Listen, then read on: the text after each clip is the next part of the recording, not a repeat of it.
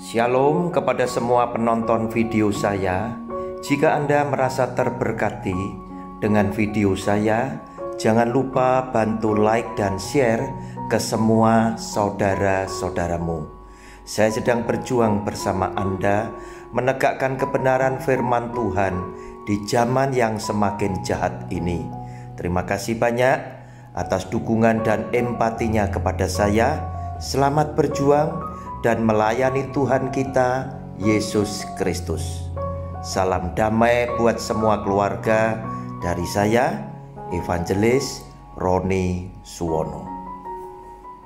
Shalom Bapak Ibu yang dikasihi oleh Tuhan, jumpa kembali lewat acara kita Ngobrol Santai dengan Akal Sehat. Hari ini kita akan membicarakan sebuah topik, yaitu tragedi Halloween Itaewon, Korea Selatan. 150 jiwa tewas. Orang Kristen jangan ikutan. Bapak Ibu, sebelum kita masuk lebih dalam apa yang terjadi dengan tragedi Halloween di Korea Selatan, padahal kita tahu, bukankah di Korea Selatan ada begitu banyak orang Kristen di sana. Bahkan pernah juga gereja milik Cho Yong-gi itu menjadi salah satu gereja yang terbesar. Sampai-sampai Cho Yong-gi juga menjadi ikon pendeta-pendeta yang ada di Indonesia. Bapak Ibu, kita sebelum lebih dalam membahasnya, kita akan menyaksikan lebih dulu video berita tentang tragedi tersebut yang disampaikan oleh Duta Besar Negeri Indonesia yang ada di Korea. Informasi terkini mengenai tragedi Pesta Halloween di Seoul, Korea Selatan, kita akan bersambung bersama Duta Besar Republik Indonesia untuk Korea Selatan, ada Bapak Gandhi Sulistianto. Selamat pagi Pak Gandhi, selamat pagi waktu Indonesia, salam sehat selalu Pak. Selamat pagi para pemirsa Kompas TV yang saya cintai. Ya Pak, saya Valentina di sini. Terkait dengan update korban terkini, ini seperti apa Pak? Tadi terakhir sekitar 1 jam lalu jumlahnya bertambah, korban tewas ini ada 149. Nah, apakah ini betul dan kemudian seperti apa data daripada korban luka-luka? Baik Valentina, terima kasih. Benar sekali, korban yang dilaporkan sampai saat ini ada 149 orang tewas atau meninggal dunia. Dan dari laporan tersebut ada 2 orang adalah warga negara asing. Nah, dari warga negara asing ini kami dapat keterangan dari polisi tempat yang sudah dicek oleh tim KBRI di sana, bukan warga negara Indonesia. Ya, jadi jangan khawatir kepada para keluarga yang memiliki sanak saudara di Korea Selatan, korban asing yang ada di sana bukan warga negara Indonesia. Namun tentu saja kami terus memonitor dari waktu ke waktu. Tim kami masih ada di lapangan, sedang melihat di rumah sakit tempat, juga terus meminta laporan dari polisian tempat apakah ada warga negara Indonesia yang menjadi korban, baik korban yang meninggal dunia ataupun yang luka-luka. Tetapi sementara ini ya saya katakan kami belum mendapatkan laporan tersebut. Oke, baik. Jadi 149 tewas yang 2 orang ini sempat viral merupakan warga negara asing, dipastikan adalah bukan warga negara Indonesia. Nah, seperti diketahui Pak, ini kan jumlah korban luka ada kemungkinan bertambah begitu ya, di samping dengan pendataan yang masih dilakukan. Apa antisipasi daripada kedutaan besar di Korea Selatan ini jika memang nanti ditemukan adanya warga Indonesia yang kemudian membutuhkan perawatan? Seperti apa nanti pendampingan ataupun juga pengobatan yang akan difasilitasi? Ya, tentu saja yang pertama kami menyebarkan call center dari KBRI ini kepada seluruh warga negara Indonesia yang tinggal di Korea Selatan. Nomor call center ini memang sudah kami siapkan jika dalam keadaan apapun ya, apalagi dalam keadaan yang tragedi seperti ini. Dan untuk melaporkan jika ada sanak saudara ataupun kawan ataupun apapun handetolan yang ada di lokasi pada saat itu. Dan sampai hari ini, sampai detik ini, laporan call center belum mencatat adanya hal tersebut. Jika nanti terjadi sesuatu, tentu saja tim kami akan mendatangi dan melakukan pertolongan ataupun melakukan hal-hal dalam keadaan emergensi sesuai dengan SOP yang ada. Oke, Bapak Ibu, itulah sekilas berita dari tragedi Halloween di Taiwan di Korea Selatan yang disampaikan oleh Duta Besar Republik Indonesia yang ada di Korea Selatan. Bapak Ibu, apa pesta Halloween itu tadi? Kita perlu tahu bahwa sebetulnya itu adalah perayaan yang diadakan oleh sebuah bangsa yang disebut bangsa Celtic 2000 tahun yang lalu. Yang adanya bangsa Celtic ini ada di Irlandia, Inggris Raya, dan Perancis Utara. Nah, bangsa ini adalah bangsa yang memeluk agama dengan menyembah berhala. Mereka merayakan hari raya tahun barunya itu setiap tanggal 1 November. Bangsa Celtic punya keyakinan ya bahwa malam tahun baru yaitu 31 Oktober bahwa hari itu akan ada banyak roh-roh orang mati itu turun ke bumi. Sehingga dengan turunnya roh-roh orang mati turun ke bumi akan merusakkan banyak tanaman. Oleh karena itu, mereka ingin menghalau hantu-hantu yang datang itu dengan mengadakan perayaan Halloween itu tadi. Mereka memakai kostum iblis setan yang seram-seram itu tadi.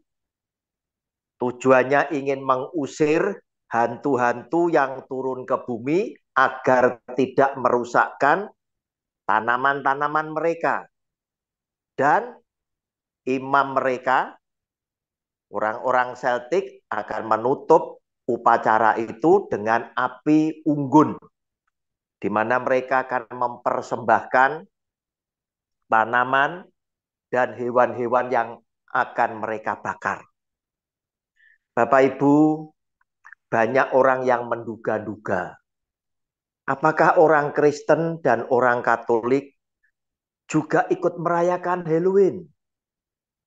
Bapak Ibu, jelas orang Kristen dan Katolik yang benar hanya melakukan apa yang tertulis di dalam kitab suci. Yang tidak ada dalam kitab suci, pasti Kristen dan Katolik tidak melakukannya. Namun perlu kita ketahui, orang Katolik merayakan hari orang-orang kudus itu tanggal 1 November. Ya, berdekatan sekali dengan perayaan Halloween. Tetapi tidak ada hubungannya dengan Halloween. Orang Kristen, orang Katolik punya acara sendiri. Mereka merayakan, memperingati harinya orang-orang kudus itu tanggal 1 November. Tepat dengan tanggal tahun barunya bangsa Celtic. Dan kemudian tanggal 2 November, umat Katolik itu mendoakan ya orang-orang beriman, mendoakan arwah daripada orang-orang beriman yang telah meninggal. Tetapi tidak ada hubungannya dengan perayaan Halloween yang dilakukan oleh bangsa Celtic. Yang mereka rayakan 2000 tahun yang lalu. Nah, mengapa sampai hari ini muncul kan pertanyaan kita, perayaan Halloween kemudian menjadi perayaan yang sepertinya banyak orang itu senang untuk merayakan. Sehingga tidak jarang kita juga menyaksikan, oh orang yang saya kenal itu kan orang Kristen, yang saya kenal itu kan orang Katolik, yang saya kenal itu orang yang agama ini, agama itu. Mengapa mereka berbaru jadi satu merayakan perayaan Halloween? Bapak Ibu, generasi zaman sekarang punya pikiran bahwa mereka itu punya pendidikan yang lebih tinggi, lebih maju, dan punya pemikiran yang berbeda dengan kita-kita yang dianggap sudah kuno. Ya, mereka mungkin hanya punya pandangan. Ini kan cuma untuk happy-happy saja, just fun saja, tidak punya makna apa-apa. Sehingga mereka merayakan hanya untuk tujuan happy-happy dan bercandaria saja. Bapak Ibu hati-hati ya, hati-hati. Iblis setan itu bisa menyusup dikala manusia menyembah atau manusia menyanjung. Nah, apa yang terjadi di Itaewon adalah peristiwa yang spontanitas. Sehingga persiapan pengamanan juga tidak maksimal. Kata spontanitas berarti setiap tahun mungkin di Korea Selatan itu mereka merayakan. Padahal kita tahu di Korea Selatan ada begitu banyak orang-orang Kristen karena di situ ada banyak gereja-gereja besar. Teristimewa gereja milik atau gereja yang digembalakan oleh Cho Yong-gi. Jumlahnya jemaat banyak sekali. Nah, Bapak Ibu, Itaewon adalah tempat orang nongkrong di sana. Banyak mereka makan di sana, juga ngopi di sana, setiap malam dikunjungi oleh ribuan orang di sana. Nah, pada waktu peristiwa ini terjadi, itu spontanitas yang datang itu kurang lebih 300.000. Dengan antusias mereka merayakan dengan kostum iblis setan yang seram-seram dan lain sebagainya. Mereka ada di sana dan daerah Itaewon dengan didatangi dengan orang 300.000 menjadi daerah yang sudah tidak nyaman lagi, penuh sesak. Dan pada saat seperti itulah ada begitu banyak orang yang jatuh pingsan karena kekurangan oksigen, kemudian terinjak-injak dan menewaskan hari ini sekitar 150 jiwa. Nah, Bapak Ibu, pandangan saya dari seorang rohaniawan, bagaimana saya menilainya sebagai seorang Kristiani. Saya bilang orang Kristen hati-hati, jangan ikutan di sana. Sebab ketika orang memuja iblis setan itu bisa dompleng dan hadir di tengah-tengah manusia tanpa sadar mereka melakukan pemujaan kepada iblis setan. Dan pada dasarnya karena kuasa di dunia ini memang ada di tangan si jahat, yaitu iblis setan, manusia tanpa sadar itu lebih senang memakai nama iblis setan daripada malaikat. Kita lihat aja yang kelasnya dunia. Tim sepak bola Manchester United. Nah, itu seringkali diberikan julukan setan merah. Nah, saudara, kata setan ini lebih populer daripada malaikat. Di kota saya, Surabaya, ada rawon setan. Ya, dulunya kalau ingin makan rawon setan tadi harus di tengah malam, yang jual itu baru jualan ya.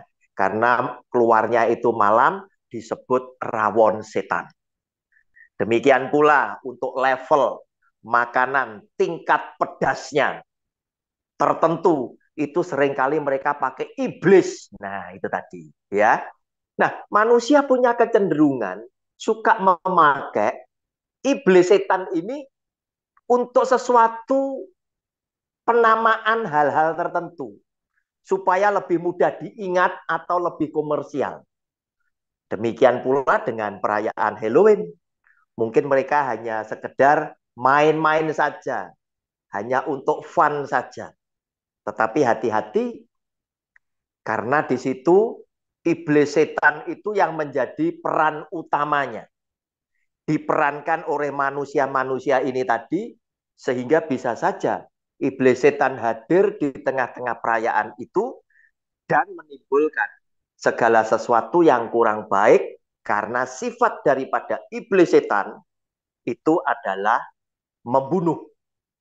Nah, Bapak Ibu, dasar Alkitabnya apa? Saya ingin sampaikan beberapa ayat Alkitab. Ulangan pasal 5 ayat 7 sampai dengan ayat yang ke-9. Ulangan pasal 5 ayat 7 sampai dengan yang ke-9. Jangan ada padamu Allah lain di hadapanku. Jangan membuat bagimu patung yang menyerupai apapun yang ada di langit di atas, atau yang ada di bumi di bawah, atau yang ada di dalam air di bawah bumi. 9. Jangan sujud menyembah kepadanya atau beribadah kepadanya. Sebab aku, Tuhan Allahmu, adalah Allah yang cemburu, yang membalaskan kesalahan bapa kepada anak-anaknya dan kepada keturunan yang ketiga dan keempat dari orang-orang yang membenci aku. Nah, Bapak Ibu, lihat apa yang dikatakan oleh firman Tuhan tadi, ya. Jangan buat patung, ya, yang kau sembah menyerupai apapun. Dan di dalam perayaan Halloween justru sengaja para peserta itu pakai kostum, ya. Iblis setan yang menyeramkan itu dipakai. Nah, tanpa sadar, ya, tanpa sadar. Katanya hanya untuk fun, ini tidak ada maknanya, ini tidak ada artinya. Tetapi, saudara, roh-roh jahat ini bisa nunggangi, ya, acara tersebut, sehingga mereka juga bisa hadir di tengah-tengah orang yang sedang merayakan, yang katanya ini tidak ada maknanya. Hati-hati, karena itu sudah diperingatkan oleh Tuhan. Sebab apa, saudara? Yang namanya iblis setan itu bisa menyusup, bisa masuk ke benda-benda apa saja yang iblis setan itu merasa cocok.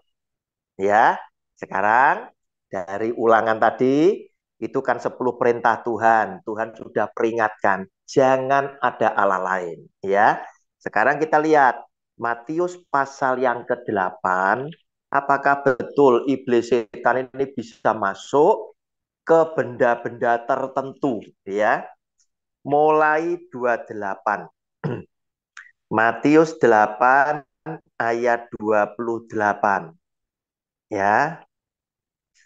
Saya bacakan 28 sampai 32. Setibanya di seberang, yaitu di daerah orang Gadara, datanglah dari pekuburan 2 orang yang kerasukan setan menemui Yesus. Mereka sangat berbahaya, sehingga tidak seorang pun yang berani melalui jalan itu.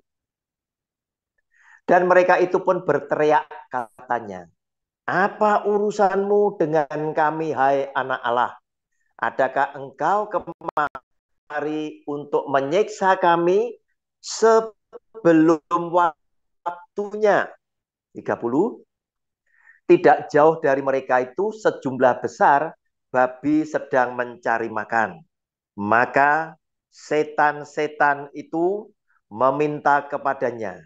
Katanya, jika engkau mengusir kami, suruhlah kami pindah ke dalam kawanan babi itu. Yesus berkata kepada mereka, pergilah.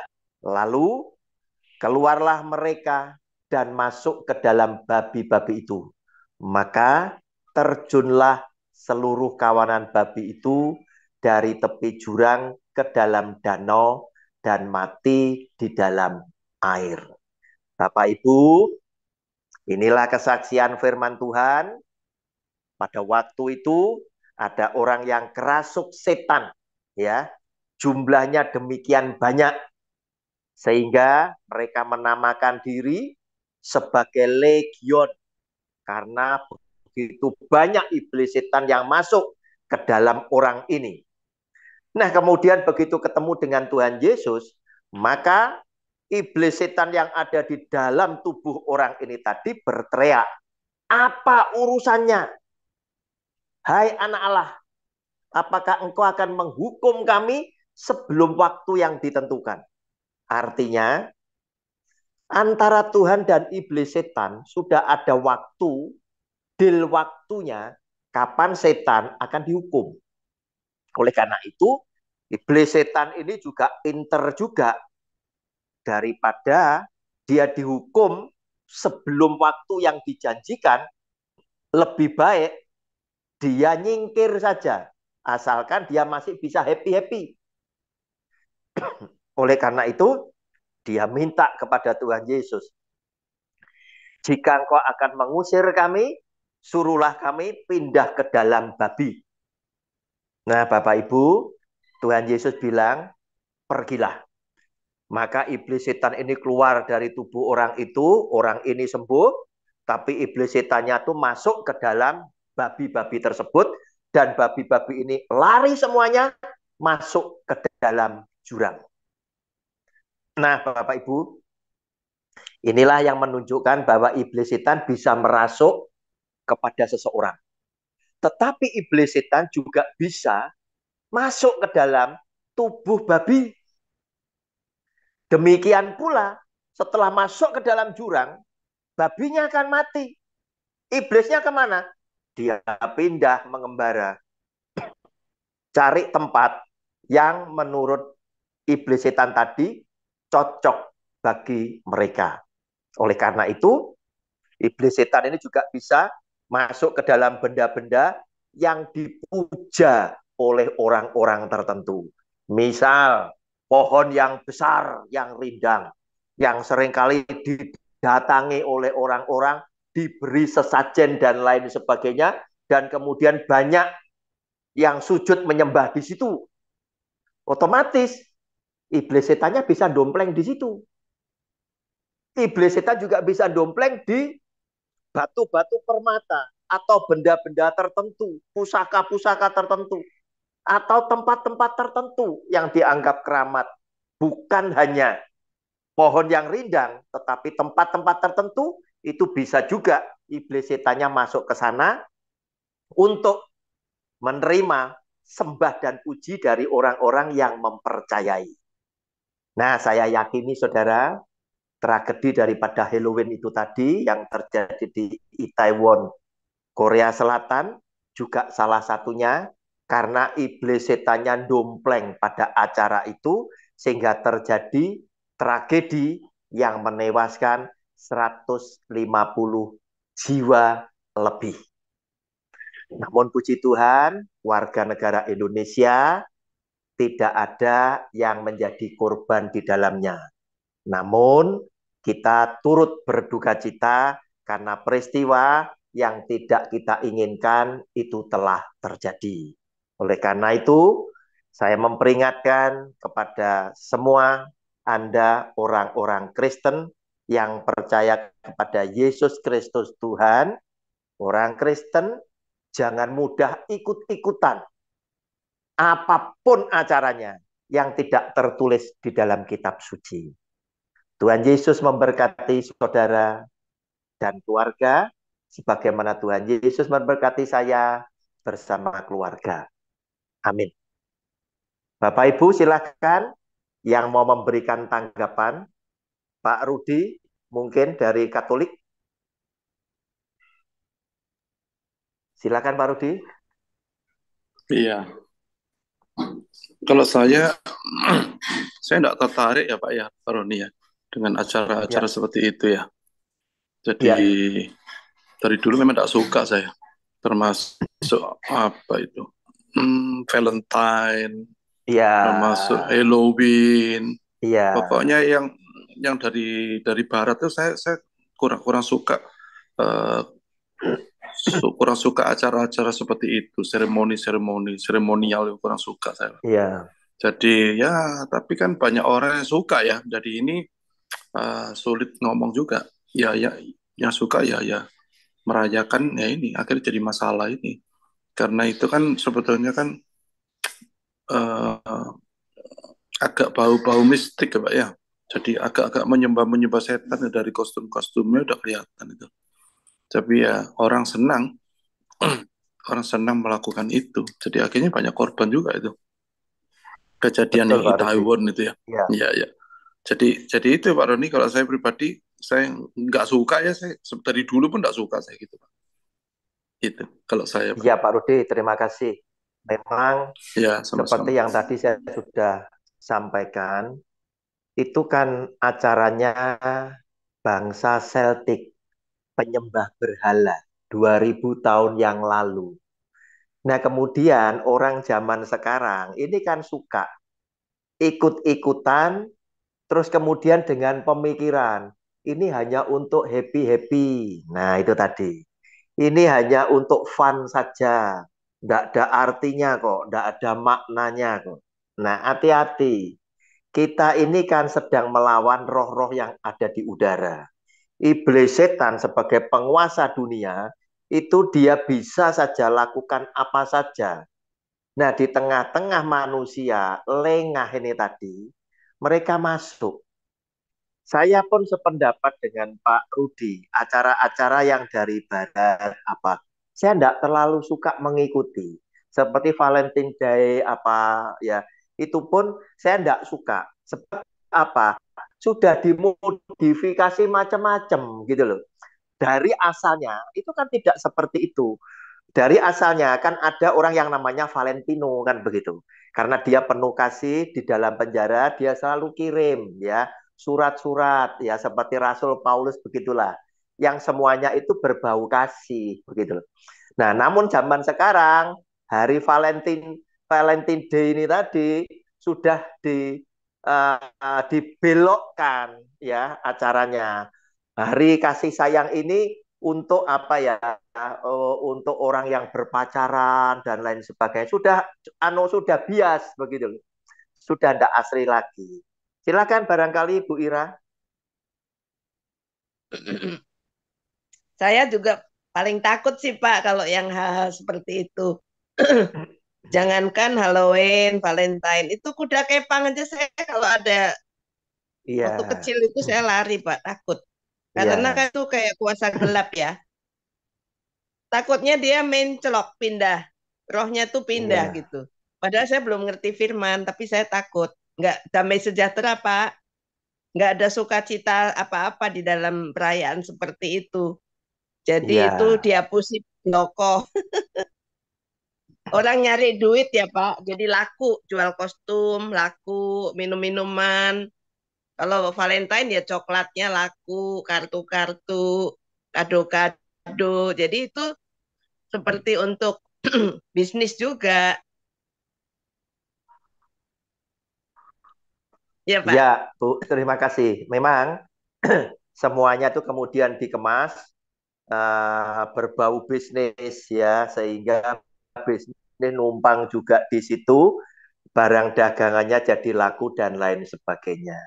Setuju sekali Bu ya. Jadi hal-hal seperti itu yang tidak ada di dalam kitab suci sebaiknya orang Kristen tidak ikutan di sana meskipun ya kita mesti menaruh hormat karena mungkin ya acara-acara itu menjadi budaya buat orang-orang tertentu. Ya sudah kamu lakukan, tetapi untuk aku ikut aku mesti mikir Ngapain aku mesti ada di sana? Kalau apa?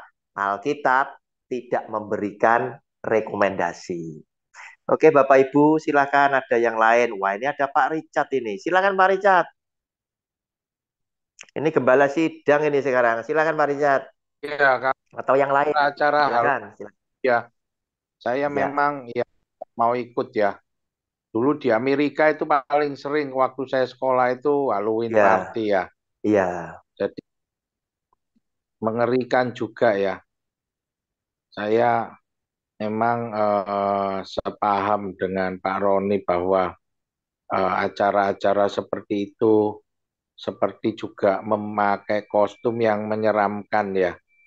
Itu eh, rasanya kok nggak ada sukacita ya. Lebih baik iya. kita itu doa ya, persekutuan doa atau ibadah. Tapi orang-orang ya saya lihat ya kok seneng ya joget-joget gitu kan, sama minuman-minuman keras. Nah itu yang bisa memang ditumpangi roh roh jahat.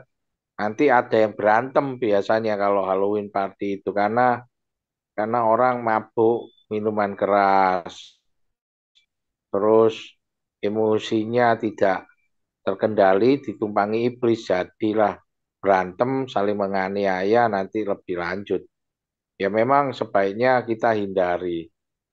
Lebih baik kita berdiam di rumah atau acara lain lah. Itu pandangan saya begitu. Terima kasih. Barangkali seperti itu Pak Roni. Terima Tuhan kasih. memberkati. Ya, terima Salam. kasih Pak Richard. Wah, ini pengalamannya Pak Richard kan pernah sekolah di Amerika. Ya, sehingga perayaan-perayaan Halloween yang di Amerika itu Pak Richard sempat tahu, sempat ikut. Dan kita heran juga, ternyata yang ikut itu tadi berbagai macam agama, begitu loh. Dianggap sebagai sesuatu yang menyenangkan. Tetapi ya itu tadi, di tengah-tengah mereka merayakan, ada minuman keras, ada macam-macam, sehingga tidak jarang kita menyaksikan mereka berantem dan mengakibatkan kejadian-kejadian yang tidak kita inginkan. Nah, hati-hati, iblis setan selalu dompleng di acara-acara ketika manusia itu jauh daripada Tuhan, jauh daripada firman Tuhan. Dan iblis setan berkesempatan. Mereka masuk dan menimbulkan peristiwa yang tidak kita inginkan. Kalau Silakan, saya Pak. perhatikan, saya perhatikan dari dulu ya, bangsa Eropa sama Amerika tuh kayaknya lebih gampang histeris ya dibanding orang Iya, Asia ya. Dulu iya, tuh kalau ada konsernya The Beatles, Rolling Stones, apa mereka tuh, waduh, seperti orang kesurupan yang mungkin tidak terjadi di Indonesia, Pak. Jadi kayaknya gampang sekali lah mereka itu. Wong dulu saya lihatin di video-video itu musik tahun 60-an tuh biasa-biasa aja. Tapi mudah-mudinya tuh seperti orang kerasukan, teriak-teriak sampai bisa pingsan begitu. Saya heran juga apa anu ya. Apa di zaman itu memang musik rock and roll itu kan belum populer ya. Jadi mungkin saya sudah periode puluhan tahun kemudian baru saya dengerin ya, jadi biasa-biasa. Tapi kalau saya perhatiin memang mereka lebih cenderung ke histeria, Pak. Jadi gampang sekali gitu loh. Eh, Seperti orang kerasukan, gampang sekali histeris gitu loh. Nah, mereka tuh akhirnya ya ini gampang sekali ya terpengaruh. Ada upacara aneh-aneh yang berbau-bau setan, mereka pun ya seneng aja gitu loh ikut. Nah, apakah itu menunjukkan bahwa kerohanian mereka tuh sudah makin kendor? Kan mereka juga dulu yang mengajarkan kita agama Kristen, mengajarkan kita kenal Kristus, Pak. Asalnya kan kita bangsa Indonesia ini kan kenalnya tuh dari Jerman, dari Belanda, mungkin dari negara Eropa yang lain, kita menjadi orang Kristen. Tapi mereka sendiri sekarang sudah meninggalkan, sudah tidak percaya Tuhan, malah kita yang lebih kental rohaninya. Jadi apa terjadi degradasi iman, menurun sekali mereka itu ya. Ya, jadi tahun 60-an saya pikir mereka juga sudah kurang itu kekristenannya. Ya seperti kita yang di Indonesia terutama sangat sangat kental ya apa namanya kekristenan yang ada itu. Kita lihatin aja begitu banyak PD-PD yang ada, semarak, banyak yang datang di mana-mana lewat Zoom maupun langsung on-site, begitu banyak ya. Saya kan sering diundang ya, begitu hidup ya, apa namanya, kerohanian yang ada gitu loh. Nah, apakah di Eropa sana atau Amerika sudah turun, Mbak ya? Kepercayaan mereka itu jadi sangat rentan mereka itu loh. Gampang sekali ikut-ikutan. Korea dulu tahun berapa tuh dilawat oleh Tuhan. Yang agamanya Iya. itu bukan Kristen, dilawat Tuhan luar biasa. Terjadi ini transformasi seperti Nigeria tempo hari itu, berubah menjadi orang Kristen semuanya, mayoritas waktu itu di Korea itu lebih dari 50% ya orang menjadi percaya pada Tuhan Yesus. Teman-teman saya Korea itu juga kalau ngomong ya ngomong Kristen karena mereka orang Kristen itu loh. Nah, tapi kenapa kok sekarang anak-anak mudanya kayaknya sudah kurang ya? Apakah sudah lewat ya waktunya ya? Selalu ada lawatan itu lewat. Dulu Eropa, setelah itu Korea, setelah itu Indonesia, Asia, Indonesia. Nah, Eropa mengalami penurunan. Sekarang Korea yang dulu hebat, sekarang turun. Indonesia sekarang hebat-hebatnya gitu loh. Api semangat untuk kerohanian itu berkobar-kobar. Apakah memang begitu ya Pak Roni ya? Jadi ada masanya, ada Iya. eranya, ada eranya. Nah itu coba mungkin sedikit pertanyaan dari saya malah. Terima kasih Pak. Iya, terima kasih Pak Rudi. Kita mesti mempelajari sejarah Alkitab Pak Rudi. Bahwa ternyata ketika negara, ternyata ketika masyarakat itu diberkati secara jasmani luar biasa, itu selalu terjadi penurunan moral. Ya, sehingga ada Sodom dan Gomora. Itu karena apa? Karena ketika Tuhan memberkati dengan berlimpah-limpah, di situ pun iblis setan bekerja. Nikmat dosa ditawarkan. Nah, musik-musik yang di zaman itu menimbulkan banyak pada saat show di di lapangan bola dan lain sebagainya, penontonnya pada histeris ya, banyak yang semaput dan lain sebagainya. Kemudian para pemain bandnya juga dengan tampilan-tampilan kostum yang seram dan lain sebagainya. Bahkan terkadang kita bisa melihat ada yang menyembelih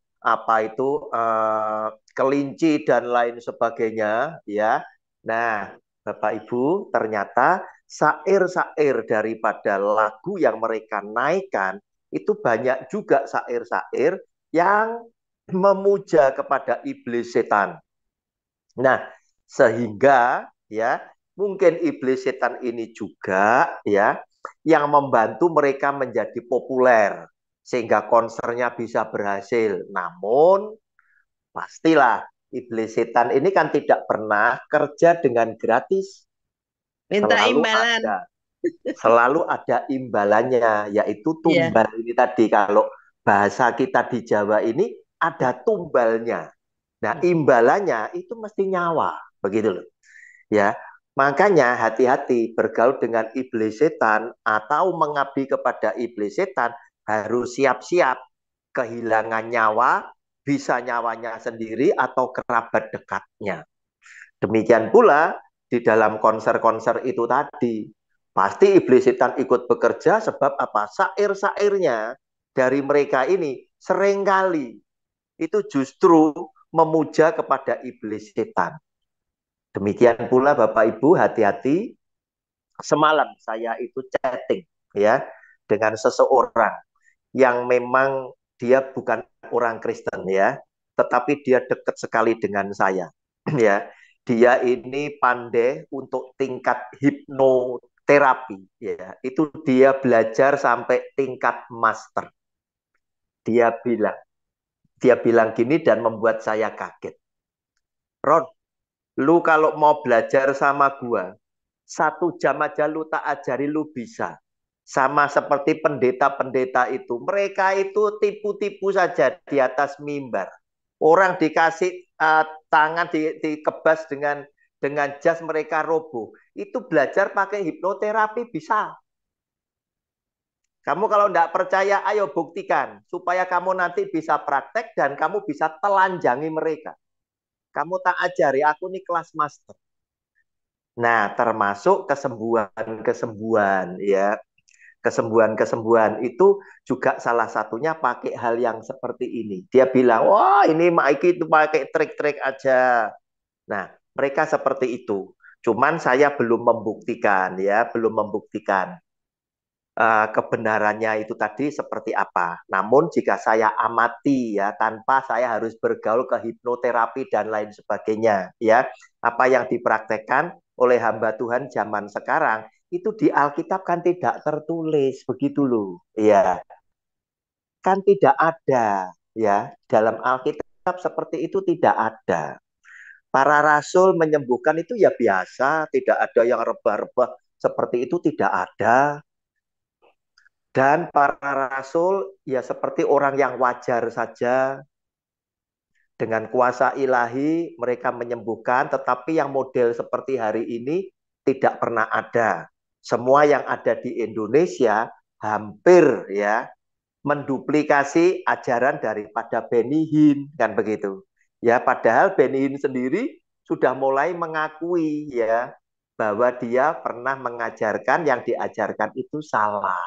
Tetapi sekarang ini sedang diikuti oleh banyak pendeta-pendeta di Indonesia. Seakan-akan dia bisa menjadi orang yang hebat dan terkenal ketika dia mendoakan seseorang, kemudian orang ini jadi rebah.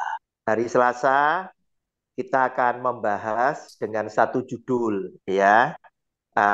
Menurut Pastor Rubin Adi Abraham ya, Ketua Umum Sinode Gereja Bethel Indonesia, bahwa apologet itu sama dengan preman rohani.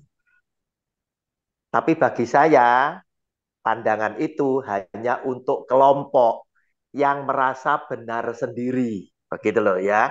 Kita nanti akan bahas video beliau. Beliau mengatakan bahwa apologet-apologet saat ini tuh muncul ya.